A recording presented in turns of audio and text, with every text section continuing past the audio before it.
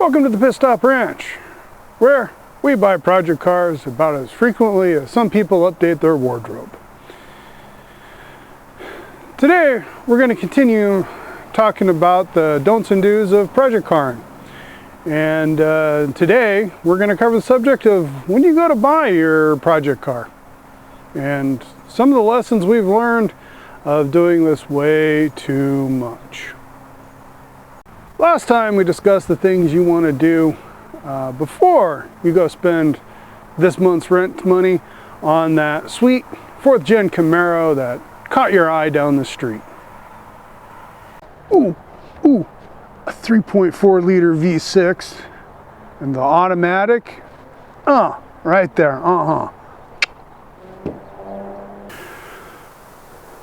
Okay. So, you've done your homework, as we discussed in the last video, of realistic appraisal of your skills, tools, space, and resources. You've birthed a vision of what you want to have when it's all said and done. And now you need to look at what exactly is a fair price for the vehicles you're looking at.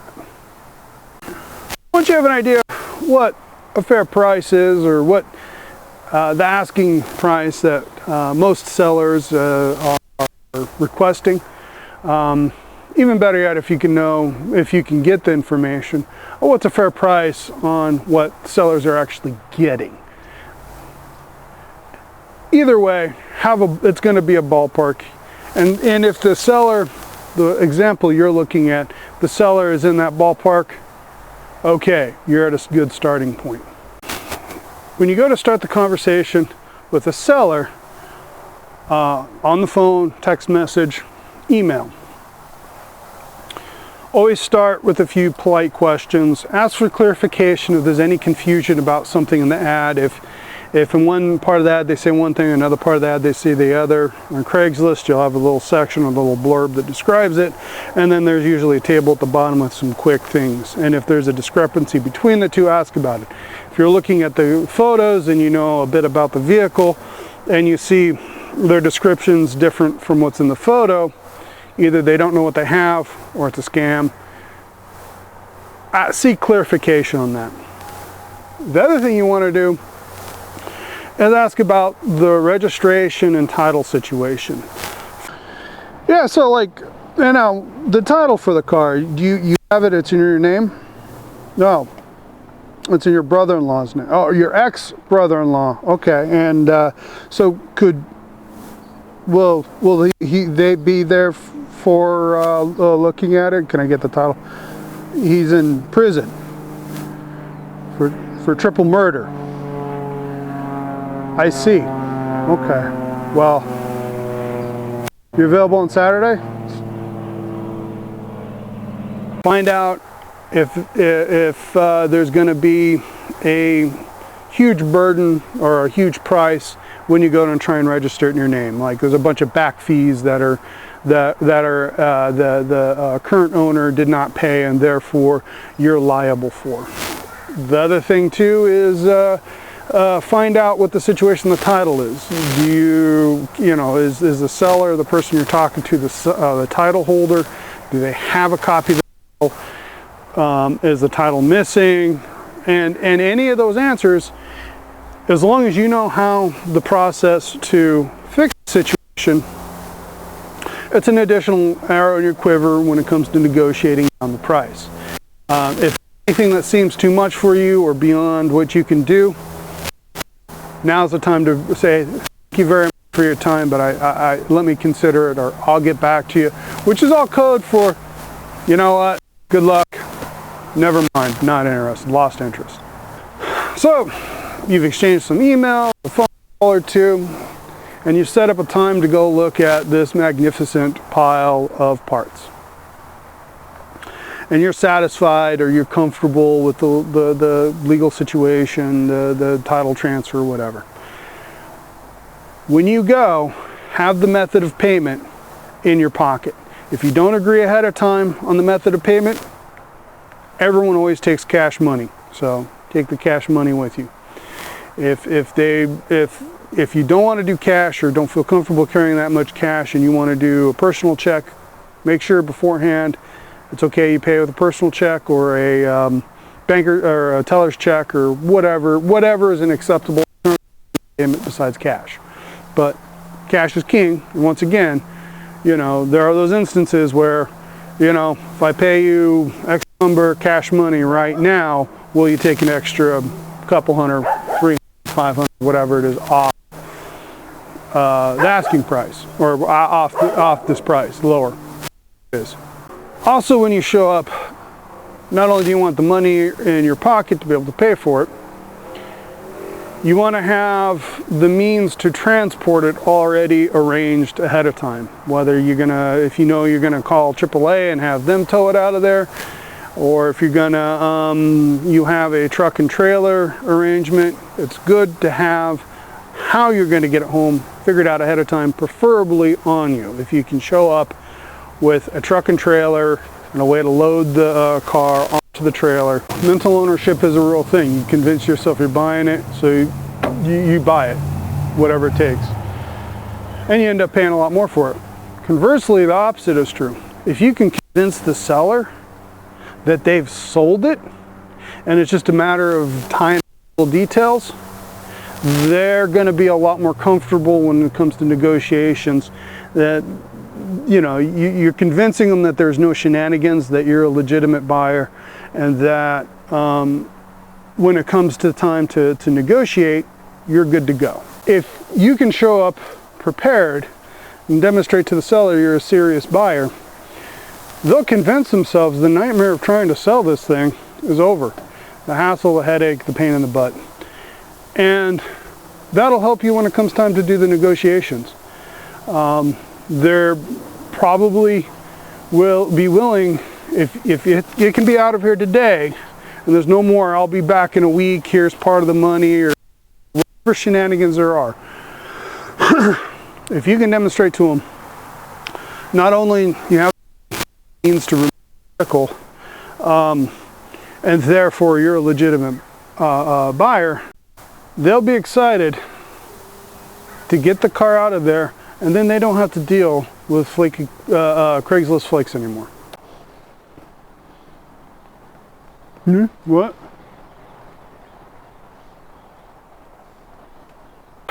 And another good idea is when you go, if at all possible, have a friend come along with you, preferably someone who's knowledgeable in cars, doesn't have their own agenda for how you spend the money, i.e. they're disinterested in how you spend your money. So there's a guy at the door asking about the rent money. Do you know anything about that? Don't change the subject. You have your vision. Now, say your vision is to build a drift missile out of that Ford Camaro, and there's a wrinkled fender, and maybe your friend a sidebar pointed out how one tire is pointing in a different direction from the other underneath the wrinkled fender. Both of these things, of course, mean the car was in a minor accident. And furthermore, there's a salvage title, because of course, you know, the cost of fixing a couple bent linkages and a fender is probably more than what a 4th gen Camaro with the V6 is worth. So, you have a salvage title, some linkages, and you got a wrinkled fender. Well, you're building a drift missile. Who cares about that stuff? You're going to probably put a camber kit on it. You're going to put a angle kit on it. You're a good chance you're going to stuff it in a wall yourself anyways. So those things aren't that big of a deal for you. However, the buyer, the seller, is still going to have to discount it even if they are a big deal for you. So you can talk down the price on that, and you can easily point out, listen, how many people are going to be willing to go through and pay to fix these items to operate the car on the road versus me, who I'm going to be using it as a track toy. You know, the market's very limited for that exact vehicle, slightly damaged 4th gen Camaro. It's an undesirable trim. Okay, you show up at the seller's house. You're there to make a business deal. So you want to act in a friendly, courteous, professional way. You don't want to be rude, disrespectful. They're looking to sell it to you, but you're looking to buy it from them for less than they want to let it go for. So you want to build rapport with them. You want to get into their good graces. Don't act like a dick. Show up and make small talk, whatever. You know, the usual simple, friendly conversation most people exchange in the lobby of a hotel or whatever. You know, if you're too eager to jump in and look at the car, meh. You're giving up your hand a little bit. Conversely, obviously, you don't want to drag your feet and be totally disinterested, because they think you're wasting their time. When you get there and you start actually looking over the car, what you want to have is a list, whether it's in your mind. Might not be a bad idea to have it written down of things you want to look for. Now, there are lists on the internet if you're just looking at a used car. However, those lists for used cars, kind of what to do with the used car, buying a used car, kind of fall apart when you're dealing with project cars, because, you know, for example, this lovely beast right here, missing the engine and transmission, bent frame, interior's torched, you know, this is a proverbial basket case if the basket is half full. However, for me, none of this stuff is a deal breaker. I can handle all of it, all the parts available, whatever. Anyways, be cordial, be friendly, and start going through your checklist, whether it's mental or physical, written down on your phone, whatever, and start looking for the things. You want to look for discrepancies between what the ad said and what's physically there. A few indiscrepancies are gonna happen, either ignorance on the seller's part, honest mistake, or even maybe some intentionally or deliberate being deliberately deceptive. Too many indiscrepancies, too many differences between the ad and the reality, and it might be in trouble. You know, always be able to take the car RFN right now, and always be willing to just walk away. Always be willing to walk away. So you look over and you start noting. Now, note the things to the seller that you identify. Oh, hey, yeah, I noticed the thingamabob that you said was there. Oh, I see that this is missing like you said in the ad. That makes them feel good. That builds the rapport. Conversely, oh, hey, you said that this was that, and it's actually this over here. Don't be a dick about it. Don't be a you scoundrel. Be okay. There. You know, you erred on this component. You erred on this in your ad. You know, just note it. Don't make a big deal about it. And go through the whole car and look it over. And the big thing is, again, you're trying to compare what is there, the reality, versus the ad, versus your realistic appraisal of what you think you can fix, or what you think you can do. Sources to be able to do. Those things need to mesh together in a realm of warm and fuzzy, where you feel comfortable parting with the cash in exchange for this other person's headache. Now, Derek over at Vice always likes to check the trunk after he's bought a car. Now, before you buy the car, check the trunk. See what's in there. If there's a carburetor and a fuel pump and some other, maybe some old bent up fuel line, that means there's a problem with the fuel system. Probably the gas tank.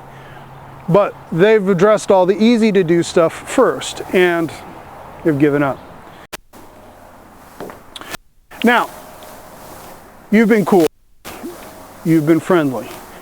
You've gone through the vehicle and there's no deal breakers to you. You've pointed out the good things and you've pointed out the bad things that are a little bit of a surprise to you. But you're still there, you're still talking. Remember, don't be a dick. Don't call their baby ugly or you're going to throw all the goodwill you've been generating out the window. And of course, then they're going to revert right on back to the price is firm. I know what I got. No Craigslist lowballers. Don't waste my time. Your opening position, you're not going to get. They're going to pick something in between. And even though it's firm, they know they're not going to get. They're just hoping that that they don't have to concede a lot. So, have a number in your mind, what you're then knock it down 500, 1,000, 10% amount that seems like a reasonable amount to cut off of it. Obviously, if they're asking 2,000, you're not gonna try and talk them down to half of that. So you do 500 less or whatever, and start there. That's your opening bid. And you never know. The seller wants to get rid of this headache. Usually there's an outside influence pushing them to get it out of the garage, out of the backyard. They want that space. They don't want to they're tired of looking at this junk pile.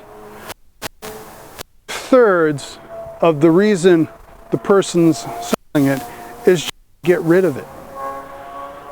So they might just take you up on that initial offer, whatever that happens to be. Odds are they're going to counter.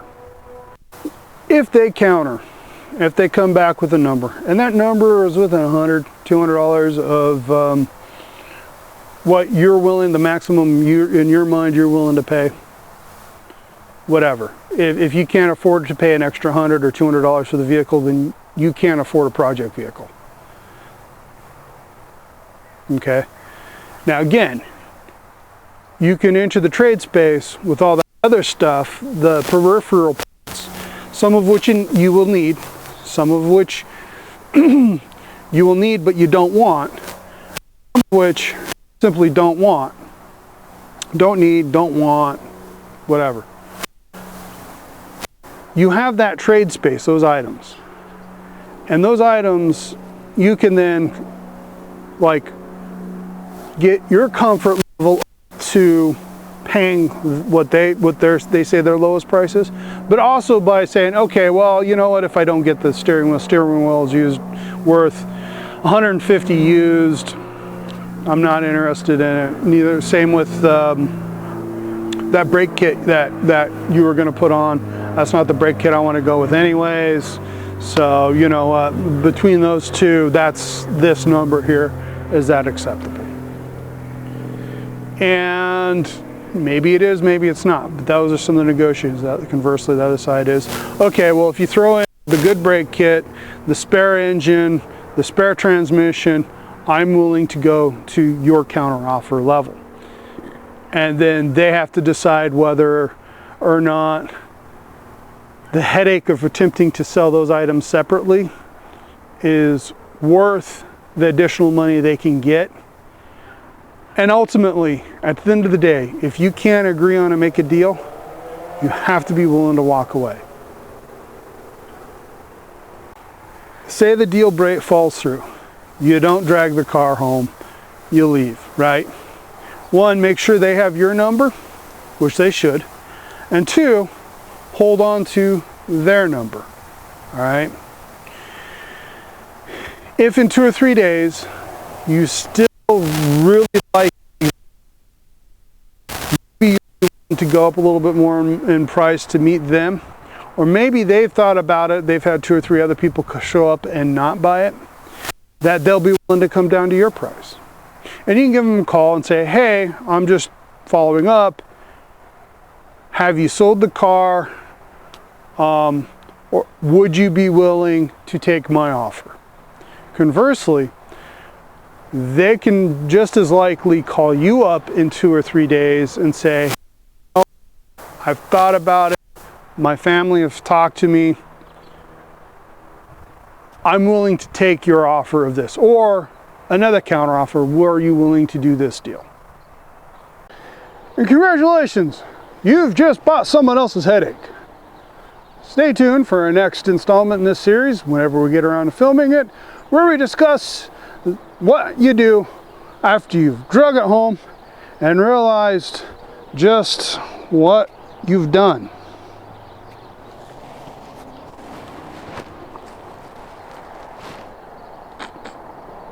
And remember, we are professionals, just not at this.